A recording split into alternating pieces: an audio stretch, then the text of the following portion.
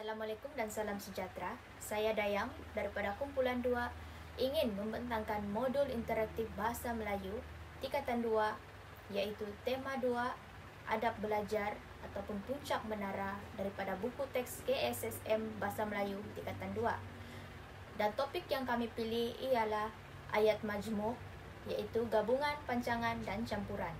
Berikut merupakan ahli kumpulan kami. Kita masuk kepada pengenalan.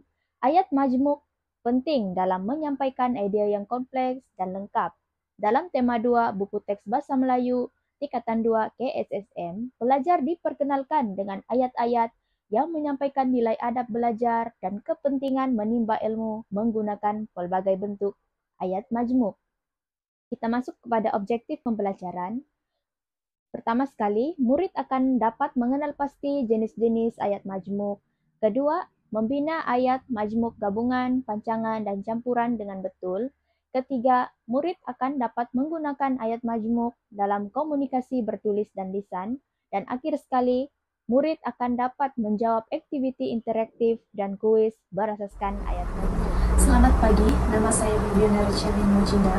Hari ini saya akan membentangkan apa itu ayat majmuk. Ayat majmuk ialah ayat yang terbentuk daripada gabungan dua atau lebih ayat tunggal menggunakan kata hubung. Di sini saya akan berikan contoh ayat majmuk berdasarkan silibus KSSM.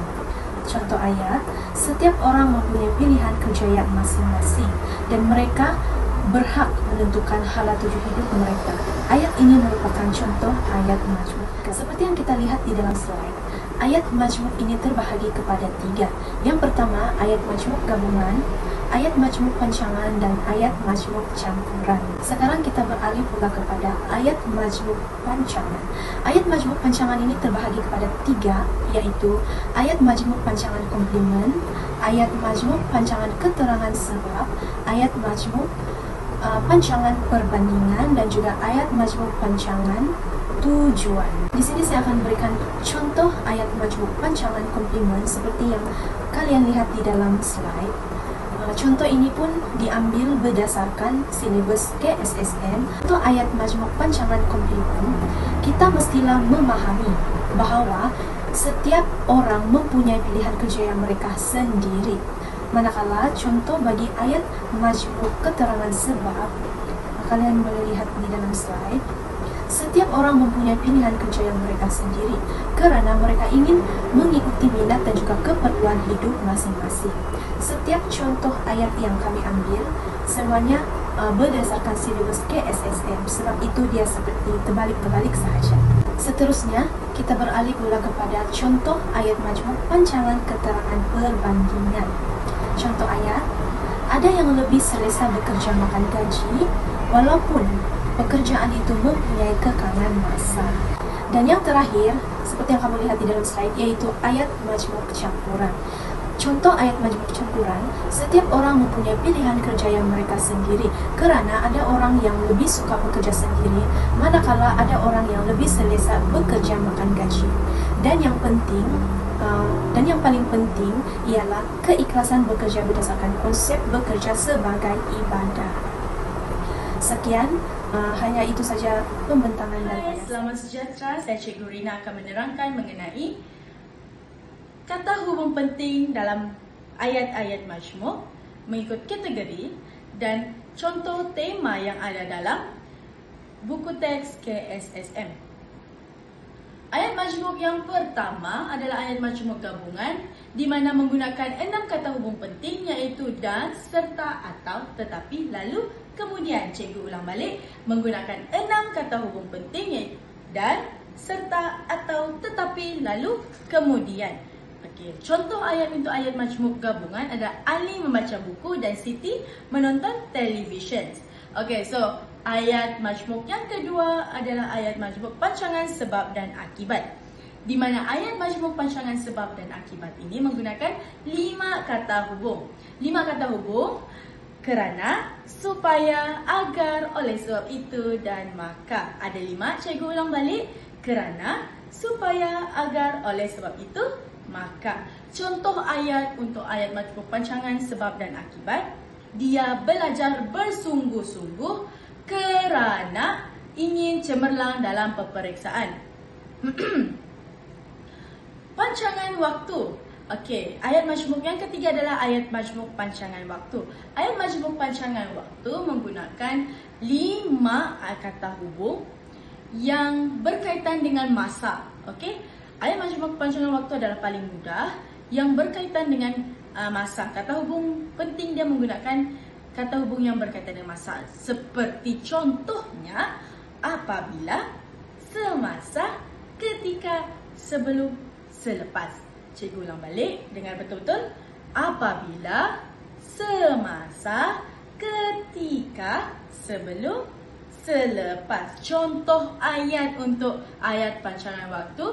Kami pulang ke rumah apabila hujan berhenti. Okey, so kita akan pergi ke ayat majmuk yang keempat yang menggunakan 3 sahaja kata hubung penting, iaitu jika, sekiranya dan kalau.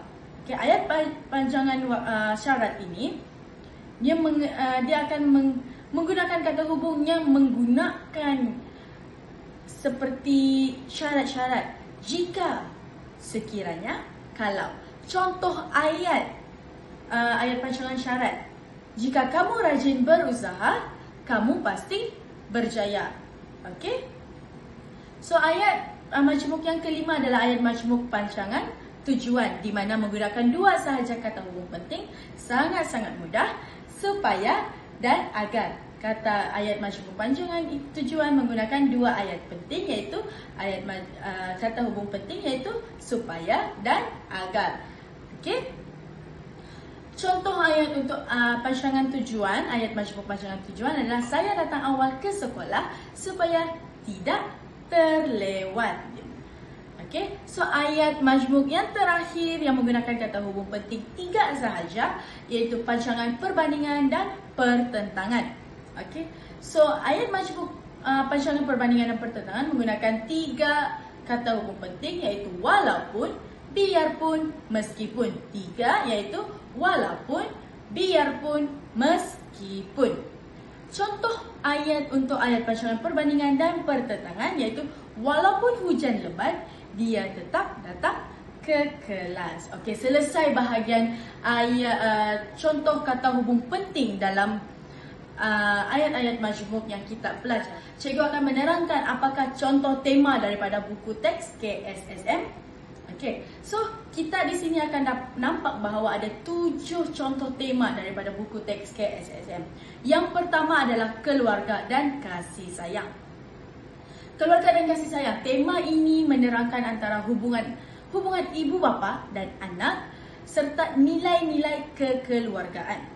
Okey. So yang kedua adalah tema patriotisme dan cinta akan negara, di mana menerangkan mengenai pengorbanan pejuang-pejuang serta semangat kebangsaan. Yang ketiga adalah pendidikan dan ilmu pengetahuan, di mana dalam tema ini menerangkan mengenai kepentingan belajar dan guru adalah sebagai penyuluh kepada pelajar. Okey, so yang keempat, tema ini menerangkan mengenai keprihatinan sosial dan kemasyarakatan. Dalam tema ini, keprihatinan sosial dan kemasyarakatan ini menerangkan bagaimana menerangkan mengenai bantuan kepada golongan yang memerlukan serta semangat kejiranan. Yang kelima adalah alam sekitar, di mana tema alam sekitar ini menerangkan mengenai pemeliharaan hutan, pencemaran dan perubahan iklim. Okey, so yang keenam iaitu inovasi dan teknologi, di mana tema ini menerangkan penggunaan teknologi dalam kehidupan seharian ataupun pendidikan. Dan yang terakhir adalah nilai murni, di mana tema nilai murni dalam buku teks KSSM ini menerangkan mengenai jujur, bertanggungjawab, hormat menghormati dan rajin, serta nilai-nilai murni yang terdapat dalam buku teks KSSM. Okey, so itu sahaja daripada Cikgu Rina. Cikgu Rina ingin memohon maaf jika ada apa-apa kesalahan. Sekian itu saja. Terima kasih. I berdasarkan ujian kesesuaian dan berkesan Modul ini berjaya membantu rakan sekelas memahami dan membezakan dengan jelas 3 jenis ayat majmuk, gabungan, panjangan dan campuran. Contoh yang ditampilkan juga sangat membantu tanpa mengelirukan. Dari segi campaian, modul ini mesra pengguna dan boleh mudah melalui telefon bimbit atau komputer. Dia ada masalah dari aspek grafik atau muat naik. Reka bentuknya pun kemas dengan warna dan ikon yang menarik serta menyokong tumpuan terhadap isi kandungan. Secara keseluruhan, maklum paras dari penggunaan sangat positif. Rakan sekelas menyatakan bahawa modul ini membantu mereka memahami kandungan dengan lebih mudah, terutamanya kerana visual yang menarik dan contoh yang jelas. Maklum baras seperti ini menunjukkan bahawa pendekatan integratif dan visual memang berkesan dalam membantu belajar menguasai topik yang dianggap kompleks sebelum ini. Untuk menjadikan modul ini lebih menarik dan berkesan, beberapa cadangan penambahbaikan telah dikemukakan. Pertama, tambahkan kuis integratif. Contohnya, selepas belajari ayat majmuk gabungan, mereka boleh menjawab soalan seperti antara ayat berikut, yang manakah ayat majmuk gabungan? Dengan pilihan jawapan bergambar, pendekatan ini bukan sahaja menguji kefahaman tetapi juga menambah elemen integratif yang menyeluruh. Kedua, menyediakan visi cetak dalam bentuk PDF. Modul boleh dimuat turun untuk rujukan luar talian. Sangat berguna untuk guru yang mengajar di kawasan tanpa capaian internet atau untuk pelajar yang ingin belajar semula bila-bila masa. Ketiga, tambahkan audio sebutan untuk semua contoh ayat. Sebagai contoh, setiap ayat yang dipaparkan boleh disertakan dengan ikon main audio supaya belajar boleh dengar sebutan yang betul. Dan keempat, integrasi video pendek atau animasi. Contohnya, satu animasi ringkas boleh menunjukkan watak Ali dan adiknya melakukan aktiviti berbeza. Ini membantu belajar faham konsep ayat mazmuk campuran secara visual dan lebih menarik. Dengan cadangan ini, modul bukan sahaja lebih integratif dan mudah diakses, tetapi juga lebih menyeronokkan untuk dipelajari. Terima kasih kepada rakan-rakan saya atas penjelasan yang mereka berikan sebentar tadi. Seterusnya, saya Feleni Jane. Saya akan menerangkan tentang aktiviti interaktif. Untuk pengetahuan kita semua, aktiviti interaktif merupakan salah satu aktiviti yang mendorong kepada penglibatan pelajar-pelajar kita di dalam sesi pembelajaran.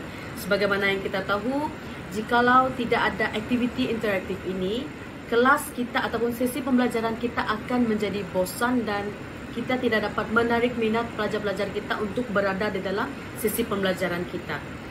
Di dalam aktiviti interaktif, ia merupakan salah satu aktiviti dua hala di mana ia satu aktiviti yang mendorong kepada komunikasi antara guru dan juga pelajar-pelajar. Di mana guru-guru akan bertukar pendapat, guru-guru akan berkongsi idea dengan pelajar-pelajar mereka.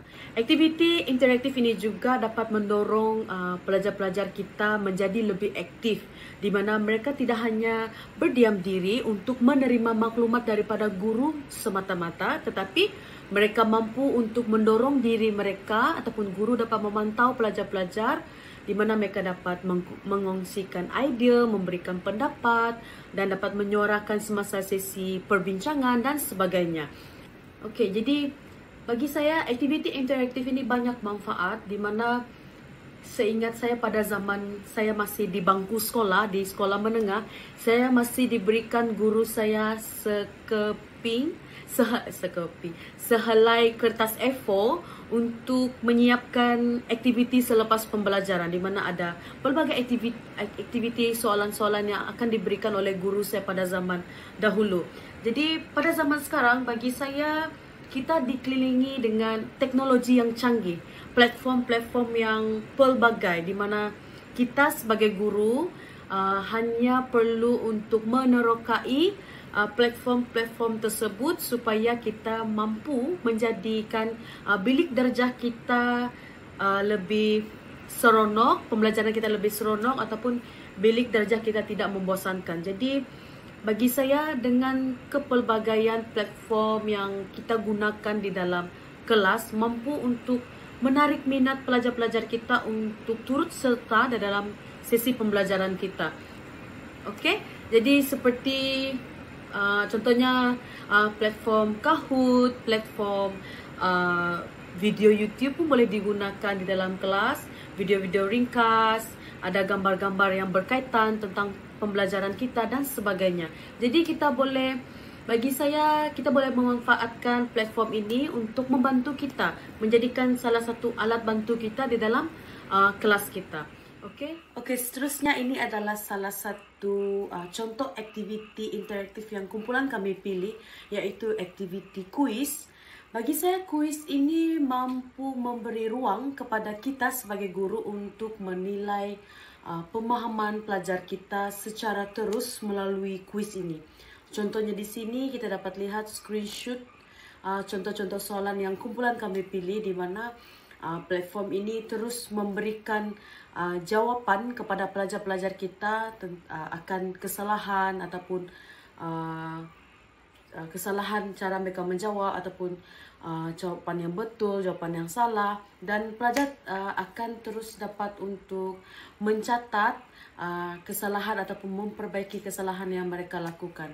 Jadi bagi saya, aktiviti ini bukan hanya salah satu aktiviti yang memudahkan ataupun mempercepatkan kerja kita sebagai guru, tetapi aktiviti ini juga mampu membantu kita sebagai guru untuk melihat kemampuan pelajar-pelajar kita di dalam kelas. Aktiviti ini juga boleh membantu kita sebagai guru untuk melihat semula apakah kekurangan kita di dalam menyampaikan isi pembelajaran kita di dalam kelas. Jadi bagi saya, kuis ini banyak membantu, bukan sahaja membantu pelajar kita untuk melihat kepelbagaian soalan, tetapi ia juga banyak membantu kita sebagai guru juga. Seterusnya adalah platform Padlet, di mana kumpulan kami memilih platform ini dengan menggelarkan aktiviti ini adalah aktiviti membina ayat berdasarkan gambar, di mana pelajar-pelajar akan memilih gambar yang mereka pilih. Contohnya sini ada gambar orang demam, ada gambar pelajar-pelajar yang membaca buku di kafe dan sebagainya. Jadi pelajar-pelajar boleh memilih gambar-gambar yang random untuk mereka bina ayat majmuk. Okey, bina ayat majmuk. Jadi bagi saya, ini adalah salah satu aktiviti yang seronok, di mana pelajar boleh membina ayat mengikut kefahaman mereka, memilih gambar mengikut minat mereka dan sebagainya.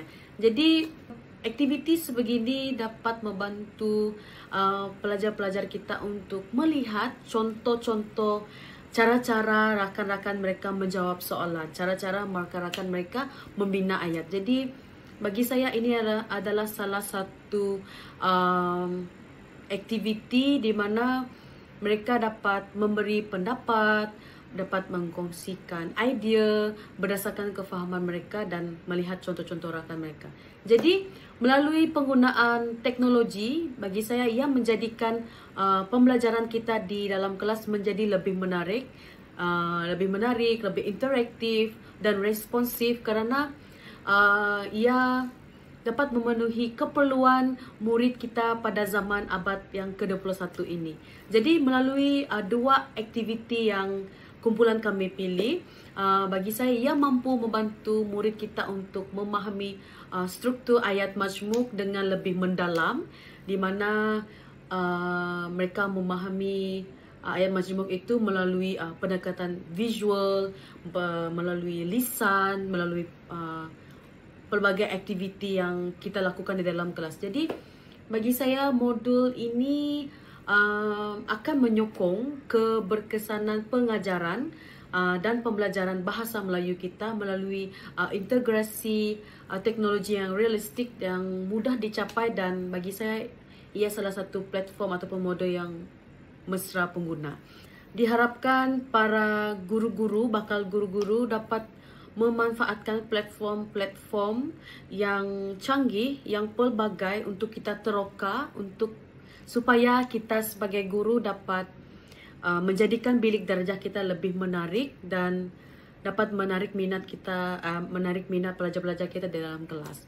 Jadi sekian sahaja penjelasan daripada saya untuk aktiviti interaktif.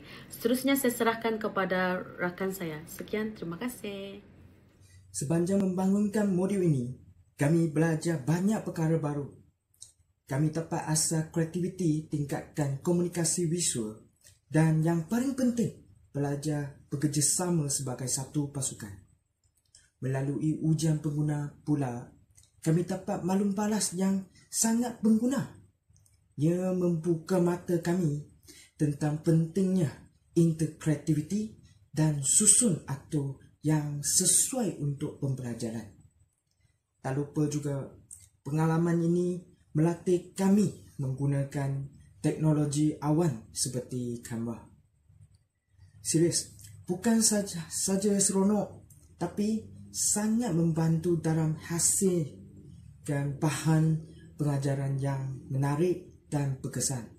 Pendek kata, ini bukan sekadar tugasan, tapi satu pengalaman pembelajaran yang sangat. Jom kita rumuskan sikit apa yang kita dah belajar tadi.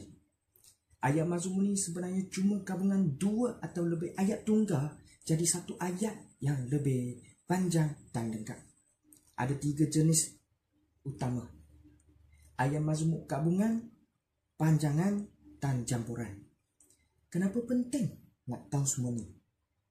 Sebab bila kita faham dan pandai guna ayat mazmum, kita boleh tulis ayat yang lebih jelas, tersusun dan senang orang faham. Lagi-lagi, dalam pembelajaran macam tema 2, ayat mazmum memang banyak membantu kita sampaikan idea dengan lebih terperinci. Dengan menguasai ayat mazmum, kita bukan sahaja dapat menulis dengan lebih baik, tetapi juga dapat tertutup dengan lebih yakin dalam berbagai situasi. Teruskan belajar dan kuasai ayat mazmum demi komunikasi yang mantap dan berkesan.